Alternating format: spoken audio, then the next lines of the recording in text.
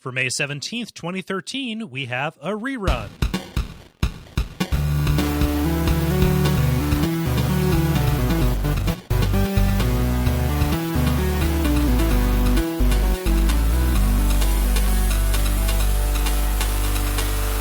Hey everybody, this is Cole. So this takes some explanation.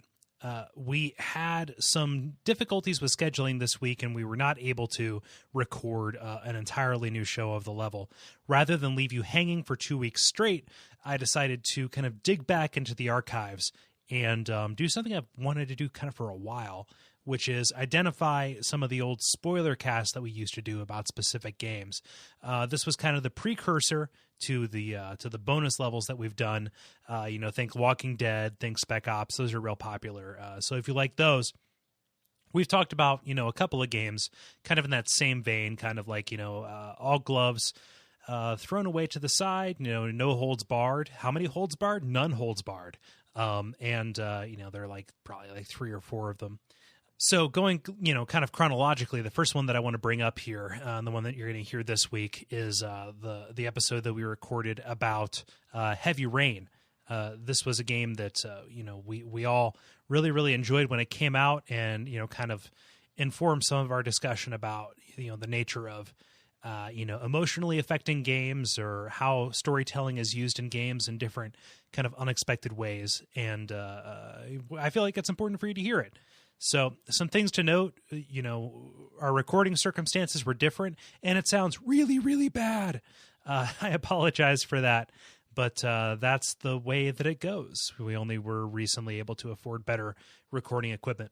Additionally, since we are doing, it's a spoiler cast, if you haven't played Heavy Rain, I recommend that you beat it before you listen to what we have to say about it.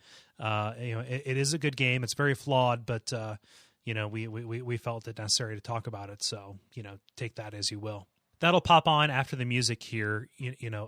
Something I want to say before we go. This was announced kind of across the entire network, but specifically on Watch Out for Fireballs. We're doing a Kickstarter to do a live show. I won't go through the whole spiel here, but if you want to find out more, go to Duckfeed.tv/Kickstarter. That will redirect you to our project page. And there you can find out details about what we have in store, and find out how you can contribute to make something really, really awesome happen. The campaign has been, online for about a day or so, and we're almost to that goal. But we don't want that to discourage you from going after, going after any of the rewards or the donation tiers. We have stretch goals in mind, and more things that we would like to do given the resources that you can provide us. So yeah, check that out. That's Duckfeed.tv/Kickstarter. We really, really appreciate it. Help us do a live show, and also do more awesome stuff from WAF and the network. So yeah, brief break, and then we're going to talk about Heavy Rain.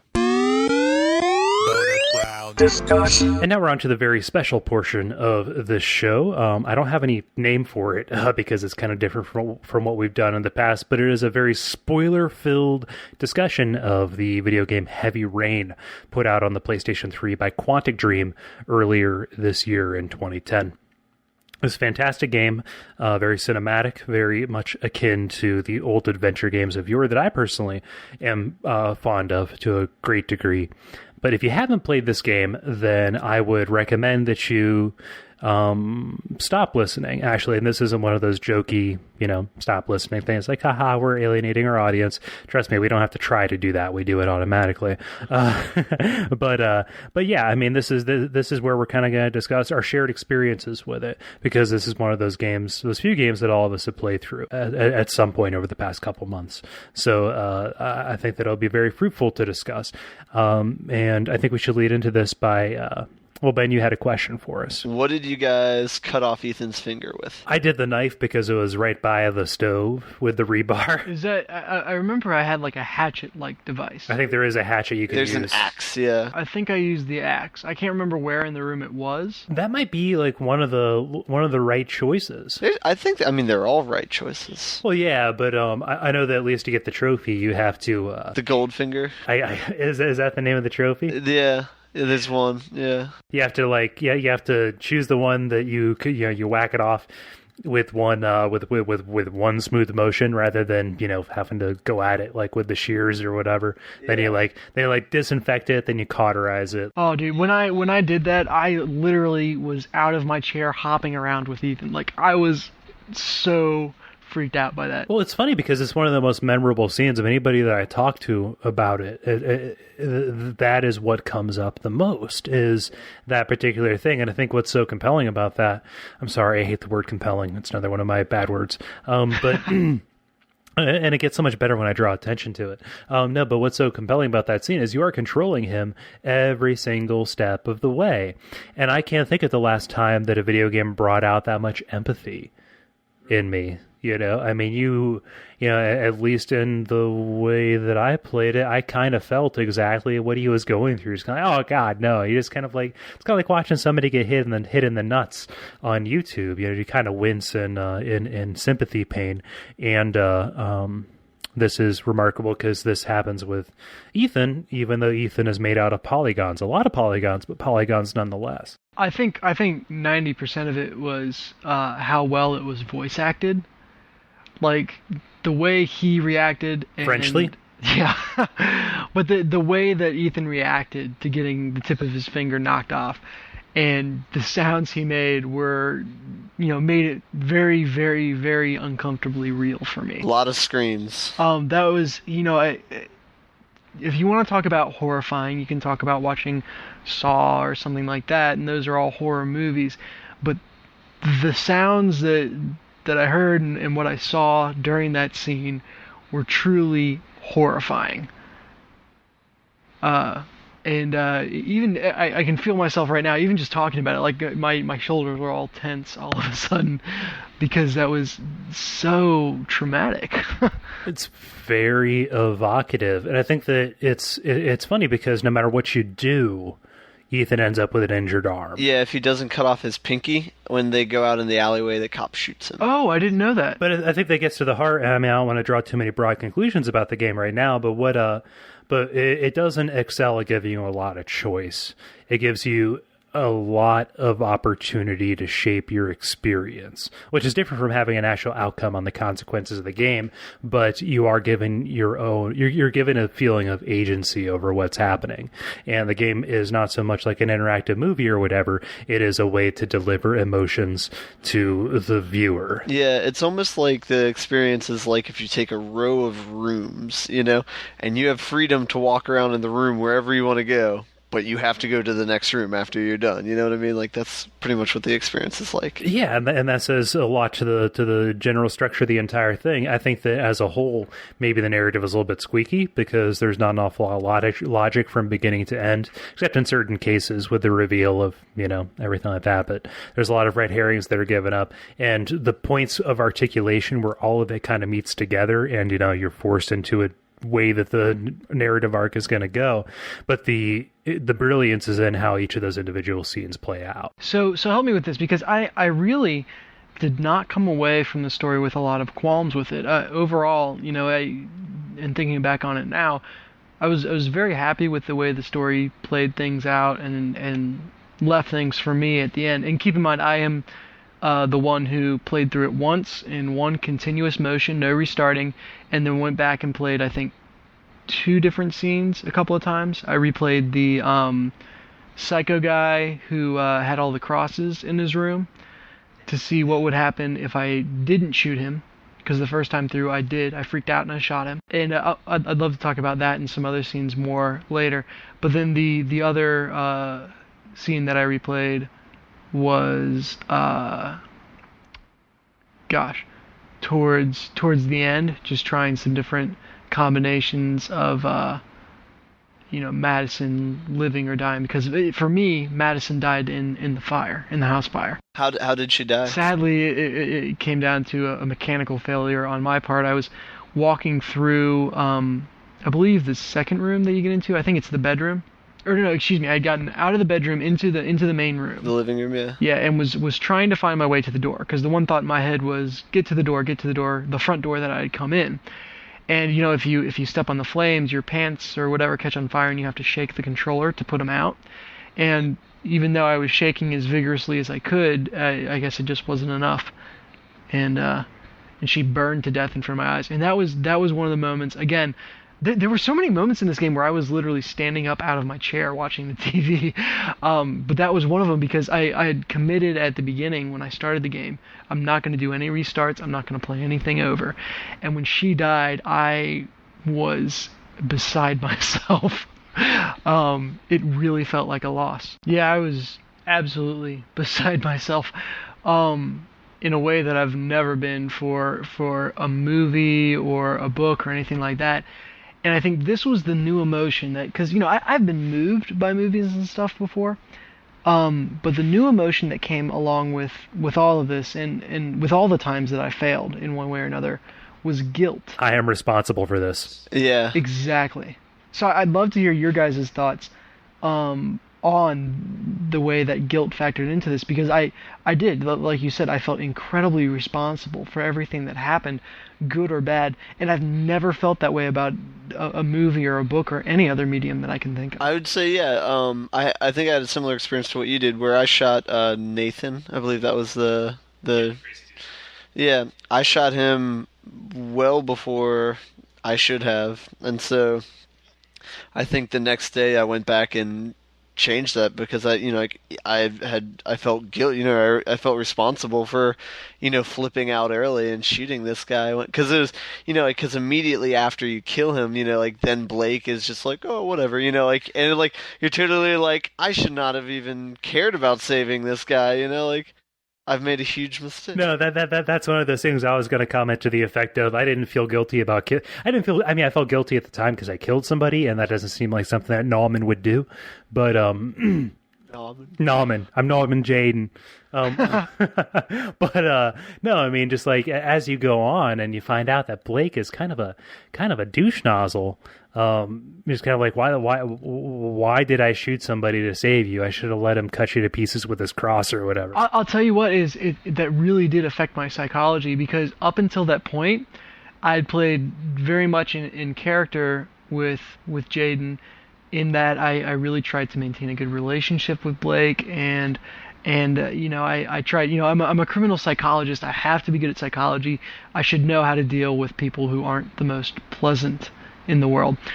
But after that shot, it literally changed me, and I blew up at Blake every single chance I got.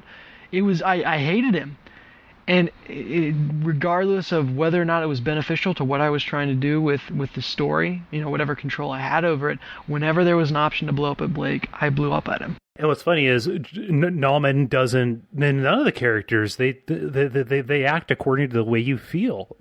I mean, you're given a couple of different options, based how they're going to act out. But specifically with Nauman, you have an opportunity to either say you should probably shouldn't be roughing up the suspect, or things like that, or you can be complicit in it the entire time, and that's entirely dependent on how you're on which choices you act. And there's a scene where you can go even so far as to hitting Blake, like punching him, I think for what you mentioned earlier about they really do kind of restrict how far you can stray, but there are so many permutations that I haven't even considered, because it's a change upon a change upon a change that I never made that first change, so I can't know about any of the others. That's kind of cool.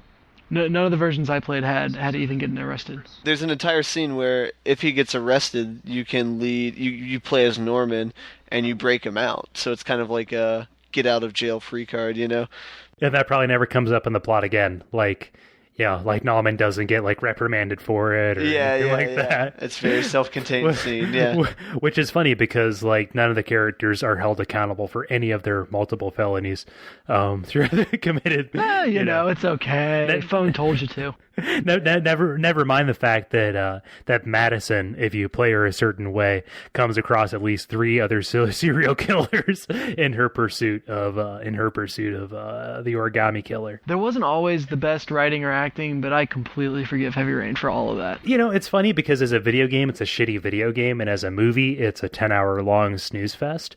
But as something in between, it's fantastic. Or at least it's good enough to warrant us talking about it, right? Yeah, it's all over the place in quality. like with voice acting and writing in general, like there's some scenes where it's just like laughable, like the writing and the voice acting, especially by like the kid voice actors, and it's just like, we need to get to my dad, and it's like, all right, whatever. Let me ask you guys that then. When was the first time, like you said, Cole, as a video game, as a movie, as whatever the hell this was in between, holy cow. When was the first time that you really realized, wow, I've got something completely different on my hands playing this game? I think ever since I saw the demo of the game, I felt like it was something that looked completely unique, So you had high expectations going in? They were pretty up there, and I was pretty pleased with it too. It was, I think when I knew I was playing a really good game it was about maybe before the last like set of chapters, so maybe right before Madison finds out who the killer is, like that's where I was completely 100% into the story. I wanted to know who the killer was. I wanted to know how all the storylines were going to resolve. Like the stakes were so high, and it was so like I was so into it, like. It did a really good job of drawing you in the first time you play, I think. So, how about you, Cole? For me, I knew a lot about the plot going in, or at least the way it was set up. I didn't particularly know about the trials. That was something that was kind of left unspoiled for me. But it was impossible for me not to know about the Jason scene. It's kind of like, it's just one of those things that you knew about, and I kind of got into it, and I really liked the opening sequence with him in the house and things like that. We'll get back to that. But even though I knew that Jason was going to die, and in fact, I thought that at the beginning that Jason was the one who got killed, and then you were acting as Ethan to find, like, I thought that Jason dying was the ultimate thing that set off all the events of the story, right? But that scene where you're in the mall and running through the crowds of people, and it's just like totally terrifying, and you have this kind of helpless flailing that you can do with calling out his name, as hilariously badly acted as it is. It's so tense, and even though I knew that Jason was going to die, I still was pressing that button to my heart's content and pushing people down, trying to find him, thinking that there might be something I can do to save him. Even though I knew there was no victory condition, which games need to have, that particular scene, there's no way to win it. There was something, call it, the Papa Wolf instinct where, to not want to see a child harmed or whatever. And we can have a whole big discussion about how Heavy Rain is very generational, in that the people who initially played video games, or at least people in our subset, are old enough to start, being dads or whatever. It's like that is the integral relationship at the heart of this, which is the relationship of the father to the son and the son to the father. Right. And that particular scene, and then the later scene that echoed it in the train station, just that helplessness, knowing you couldn't win, but trying very desperately to win. Quite frankly, it was irrational behavior, but it drew me into the world, and it drew me into the relationship and the values that this game was going to set forth, which was, as a father, what will you do to save your son? And I think that's the tagline of the game or whatever, but it's apt. So for me, the moment that I realized, I had something different, was that the tutorial, if you can call it that, for the fight sequences, where you're doing the quote-unquote sword fight with your son. Yeah. And, I was just churning through these button prompts, like, oh yeah, I got this down. Okay, react. And then I saw the look on my son's face. And you were beating him senseless? I'm beating him senseless with a toy sword. I feel like such a jerk. And from that, like, I intentionally lost from that point on. I threw in one or two ones that I got just so it would be a fair fight or whatever, but I intentionally lost that fight. I'm curious, did you guys lose that fight, quote unquote, or did you beat him up? I won it. I had no compunction about it. What does he do? No, he just kind of like, oh, I did, like, he doesn't even really remark on it, but he just kind of reacts like, oh, my dad's a hero. He's so, whatever, He doesn't actually say that, but that's the sense. Like there's no like, oh, he runs crying to mommy because daddy's being a meanie. See, I was legitimately worried that's what was going to happen, because I had read, the one thing I knew is that you had chances to be a bad dad. The first time I played it, I threw the fight as well. Because like you hit him in the face one time, and it's like, oh man, he's really going for it. So Yeah. So I totally took a dive the first time. Then the second time I played it, I won. Like since the I loved the change in tone from the prologue segment, basically everything before Jason's death to after Jason's death, because I knew from the promo material that everything's going to be real dark and grainy and realistic and things like that. But when the sun rises on this game, you're in this idyllic, saccharine, too happy to live IKEA catalog household. You know, I mean, and you know, your biggest concern is, I need to do some work. Although I tried to find the work, but I never found any work. All I did was drink some orange juice and watch some TV. And I think that's some of my favorite segments, at least of the setup, were everything before Sean was kidnapped, where like it forced you to go through the daily routine. And it's kind of like, I put a lot of effort into making sure he got to bed on time. And I tried to be the good dad in the park. And, even though they were obviously so just racked with just despair at their situation, and Ethan was living in a shitty apartment, and it was really it was something that I was invested in a lot, and it was very poignant. I knew that by having me throw the boomerang or whatever, even if it was a protracted tutorial, everything that I was doing to increase that bond with my son, I knew that it was leading up to, okay, Sean's going to be one who's kidnapped, and then that's going to lead to the entire investigation. But there was a lot that had to do with that, and there was a distinct change in tone from this idyllic sunset world to when the rain really starts. How did you guys feel once you figured out what the inches below the time and day stamp were?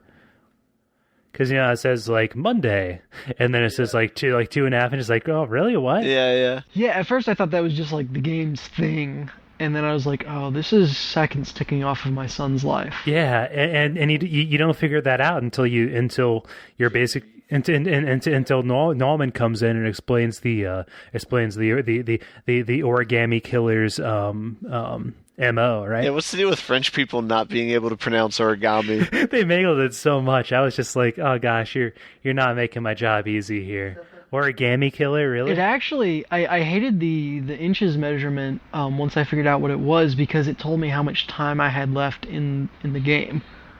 Like, I was like, I'm coming up on the end of the game here. I had a very similar moment early in the game where looking back, I totally should have gotten it, quote unquote, using that twice in like the span of 5 seconds. Woohoo!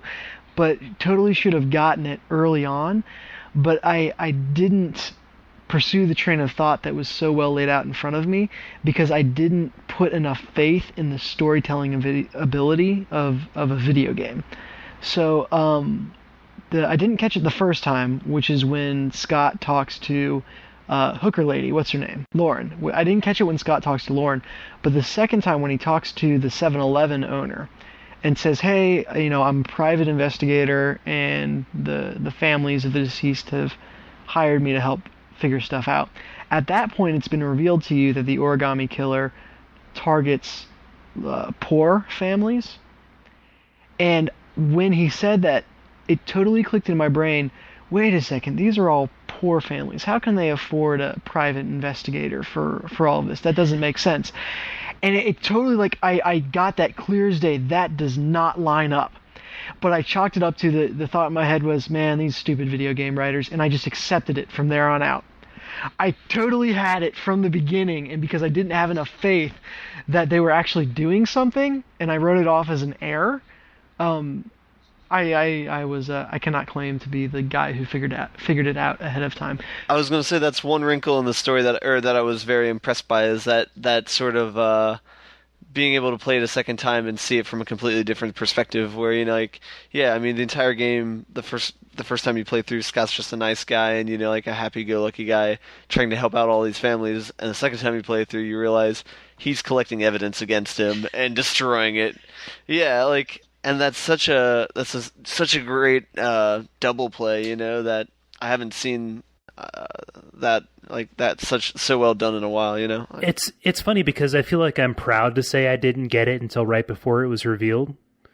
I mean, literally, when he was sitting at his desk crying and putting things into the trash can, I didn't know it until he started burning stuff that I knew that he like, oh, I helped him get that. You know, and I don't think that means that I'm dense because I got all the clues. I just thought that Blake did it. You know, I was convinced that Blake was the killer because he was because he was so adamant on convicting anybody and not just the right person. You know. But yeah, it did a really good job of obfuscating that, even if it was one of the few plot threads that it really saw through to the very end from the beginning. It did a great job of really keeping you on your toes. Let me ask you guys about this, because we talk about plot threads that aren't followed through. The one that really stuck out to me was Ethan's blackouts. He woke up with the origami in his hand, and it never explains why or how. The one explanation I can think of is that he would black out and go visit his son's grave, and that Jason's grave was near, the other child's grave, and that he would, while he was there and blacked out, pick up the origami that the construction owner guy had laid there. Yeah. Was it the origami killer? Whoever that was, he would John pick up Shepherd. the origami from the. Yeah. He would, while he was blacked out, he would be in the same plot, and that's why he had it. But otherwise, it never explains that. And does that make sense to you guys? My explanation, or am I grabbing at straws? It's maddening because I can tell that it is something that they put in at the very they put in to be an Act 1 twist, like to make you think that Ian is the killer, and almost very accurately to give you the sense that you're playing as the origami killer trying to cover up the evidence, except you are not really keyed into it until Shelby starts capping 18 henchmen. Yeah. But yeah, I mean, I think that when you hear me complain and say that certain elements of the plot were half baked or whatever, that was one of the ones that no matter how many mental gymnastics like you just did there, Dennis, I can't explain it other than Scott being the man of means that he is and rich enough to own a warehouse, him and buy cars. yeah, and GPS units, and being the technological wunderkind to set up cameras to monitor people. The only reason it was kind of like it was such a blatant contrivance that they could have explained away so very quickly by having like a barely remembered fragment of Ethan being drugged and left out in the street in this very portentous part of town, which he happens to live in, and Shelby's brother happened to die in, and things like that. It's like they could have explained it away so very quickly at the end, while leading you to do that. It would still have been a contrivance, but it wouldn't have been something that we're sitting here talking about as a blatant problem with the game. And even added to that is if you do the ending where Ethan gets arrested and Scott gets away for free, Ethan hangs himself in a jail prison, but then before he does, there's a bunch of origami figures over. So apparently he knows how to make origami figures, which furthermore, it adds another layer of confusion, because it's like... So let me ask you this. If someone played through that version of the game without playing any other version, would they end thinking, aha, that's it, Ethan is the origami killer? No, you still find out that Scott's the killer. With Madison, it's just that Ethan gets arrested and convicted since nobody knows that Scott's the killer. I thought that would be a very interesting way to do the game if they had made it so that some of the endings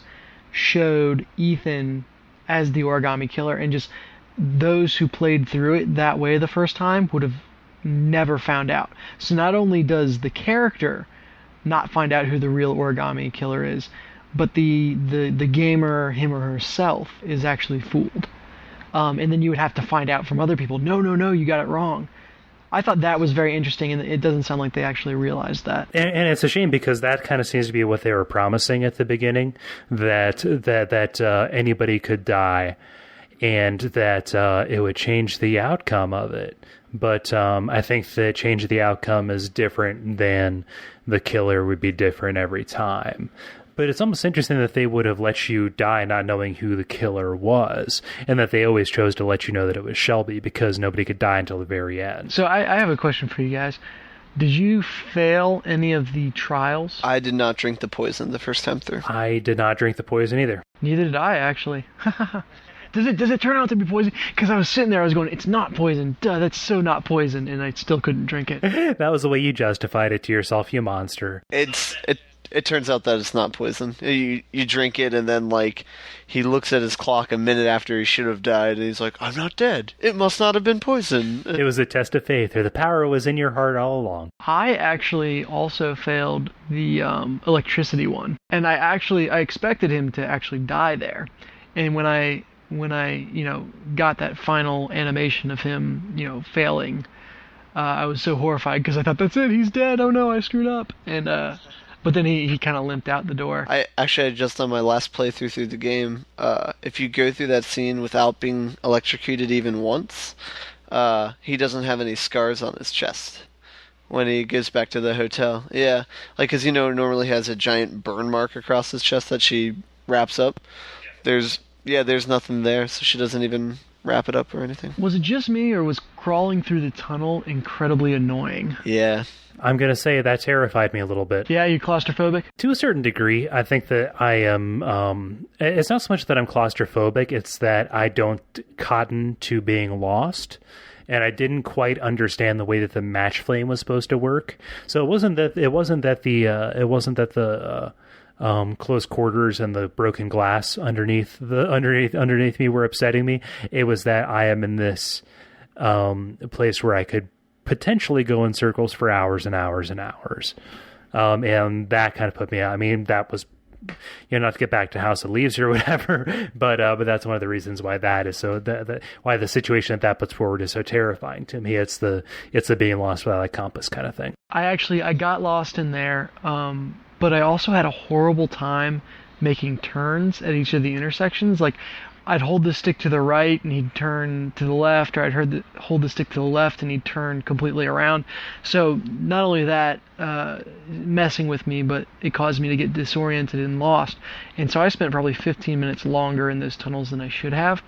But for every second I was in there, I refused to do anything more than just barely hold down that R2 button to make him crawl forward. I could not bring myself to do anything more than just very slow, one arm at a time over the broken glass. I feel like that scene would have been just as effective, or even more so effective, if it was just a straight tunnel and you just had to, because the maze aspect, I think, kind of got annoying after a while, and like the fact that he was crawling on glass kind of became less important. Kind of took a backseat to the idea of, you need to find your way out of here. Like, if they would have just had a straight shot with glass, then the focus would have been on, I need to go over this as slowly as possible as to, like, not hurt my character, But I don't know. That's just my... The whole thing that made it as scary as it was for me was the overtone that this could be your tomb. And I half expected him to do a cheesy scare where you found the skeleton of another dad who went before you. Yeah, did you see that? Or No, I didn't. There is a person in the tunnels. If you take one of the wrong turns, there's a dead body there, and it's like a dude in a suit. Yeah. Oh, holy crap! Yeah, there's a couple of different. If you go down one, there's rats that come out, and there's a couple little things. Yeah. One thing though is like, how would Scott Shelby orchestrate this tomb, or like this broken glass, maze, How about the drug dealer? Did you kill him? I did not. I didn't either. I didn't either. On later playthroughs, I did. I couldn't let Ethan kill somebody because I played him as ultimately a decent person, whereas you could probably play him as a complete monster if you wanted him to. I didn't even take the gun out when he opened the door. Like I just did not want to be in the situation of killing him. So that actually kind of makes me think about moments in this game where I did things that I would have rather not done because I was freaked out. For example, the whole shooting Nathan thing the first playthrough. I did that because I was legitimately freaked out. He started doing the whole, I'm sending you back to hell thing, and reached for his wallet. And I was mashing R1, at the beginning of that speech. And I knew that it was against, who I wanted Naaman to be. But, I was freaked out. I did the same thing when the car went underwater. You guys played that sequence? I actually escaped the car without getting Lauren out because I got halfway through getting Lauren out and freaked out because I'm like, this car is filling with water, I'm gonna die. And I played through under the assumption that any of my characters could actually die at any time, even though that's not true until the very end. But I thought it was true all the way through, so that upped the tensity level for me tenfold. So I freaked out and I left her in there. So I'm curious, what? So one, I'm a complete scumbag. Never trust me with your life. Two, I'm just out of curiosity. What happens if she lives? Usually what happens is she gets sent away on a train before stuff goes down between Scott and everybody else, you know? And that's real uncomfortable because I assumed that her relationship with Scott was a father-daughter, as opposed to ultimately it was romantic and they kissed at the train station and it was like, oh no, don't tell me that. Yeah. You know, never mind the creepiness of, the fact that he's much older than her and acted very paternalistic toward her.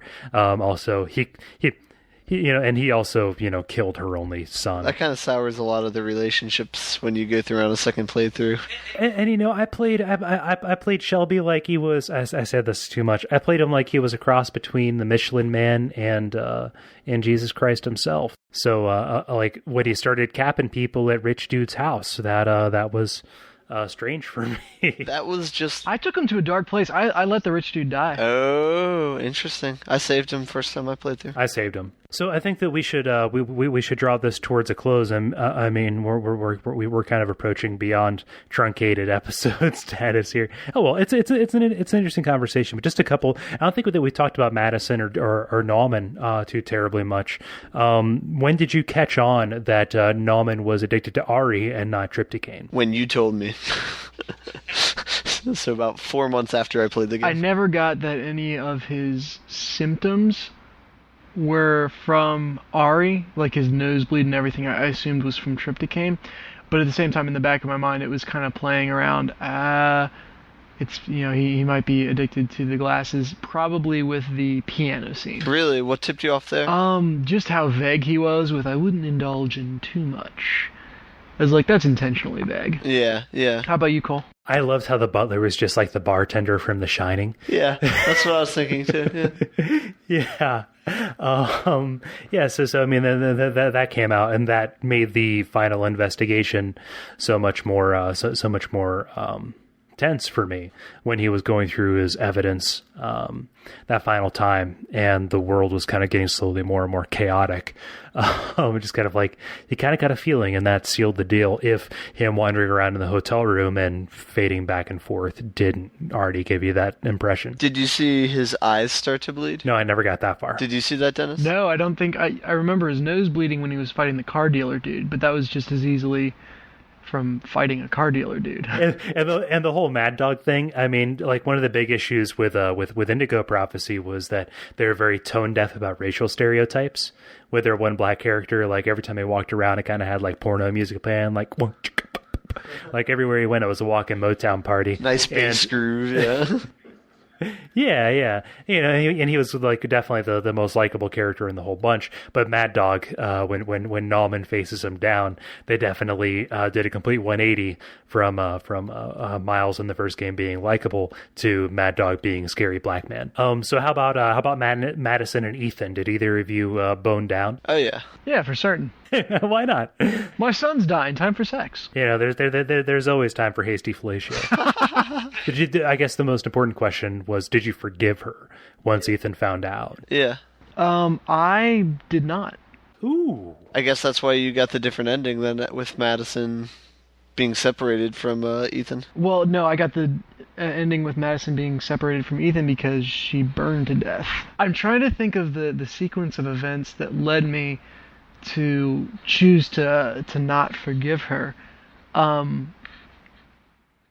think I was just trying to really consider how it would feel if I thought I had one ally and found out that she had ulterior motives. Ultimately, it didn't feel like a great portrayal that she was a journalist and only with Ethan for the scoop. So that's why I didn't see a problem with forgiving her because just kind of like, oh, okay, but you're helping me out anyway. So yeah, I guess maybe it tells you something about my opinion of news journalists in general. Then maybe it took me to that point. I thought the interesting thing about Madison's character is she was constantly put in like physical danger, where in like every one of her scenes, you know, like you felt like she was gonna get like date raped or something. You know, like she was in a constant state of about to being objectified or taken advantage of, you know, or being actively objectified. But when she takes advantage when she takes revenge on Paco and like turns the tables on him, that was a really cool scene. I thought that was well done for as kind of cheesy as the everything leading up to it was. Or the line, "You go, girl." So, I mean, it feels like they were almost self-conscious of the fact that up to that point she was kind of the damsel in distress in a lot of regards. Yeah. So, I mean, I've got two last things that I kind of want to talk about. I don't want to cut off any further conversation. But first off, what'd you think of the watch? Of that being like the tip-off of... the big clue. I mean, I thought it was good because it was buried in so many other red herrings that I was okay with that. You know, if that, you know, it wasn't... When you go back and play the game, you know, like, there's... You will always get that clue. Like, there's no way around it, you know? It's one of those things. I think Anton Chekhov, the author, he said once that if you introduce a gun in the first chapter, it's going to be used in the final one. You know, just kind of like you can't introduce a gun and then not have it be an integral part of the plot, you know? So, like, I kind of had my eye out for that. And the second, you know, when I was going through the Ari footage at the very end of Nauman's fight with the origami killer, that it was kind of like, oh my gosh, Chekhov's gun, right? So I thought that was one of the most well done clues, aside from oh gosh, there was one scene in particular that I want to bring up, kind of, if we're talking about red herrings that you only realize the brilliance of later. The typewriter shop. Mm-hmm. Did you guys get all the fingerprints? The first time I did, surprisingly. Really? Yeah. I tried to do it a couple times later, and I couldn't even after that.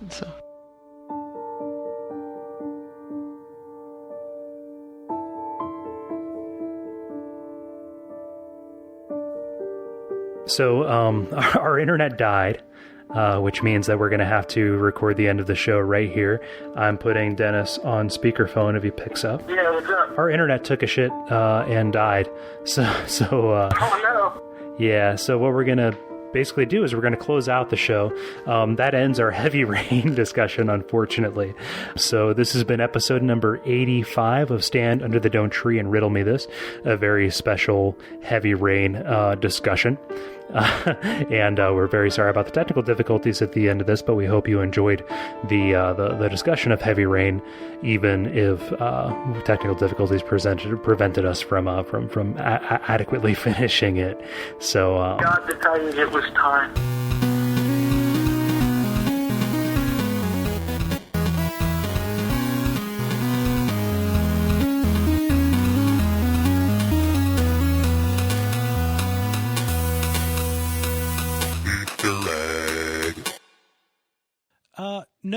No Easter egg. We didn't record anything. This is just me. So good night. Go home.